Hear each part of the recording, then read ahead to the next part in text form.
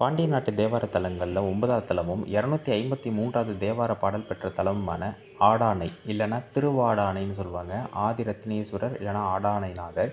இறைவி பேர் அம்பாயவல்லி. ஆட்டுத்தலையும் யானை உடலுமா சபிக்க பெற்ற வருணனுடைய மகன் வாருணிங்கிறவர் சாபம் நீங்க பெற்றதுனால திரு ஆடு ஆணை, அதான் திருவாடானைன்னு மாறுது. சூரிய தேவர் நீலமணியை லிங்கமாக, அதாவது அந்த லிங்க ஆவுடையராக அமைச்சு சூரியன் வழிபட்டதுனால அந்த லிங்க ஆவுடையாருக்கு மதிய வேளையில் அந்த அபிஷேகம், பால் அபிஷேகம் செய்யும் போது நீல நிறத்தில் மாறுமா.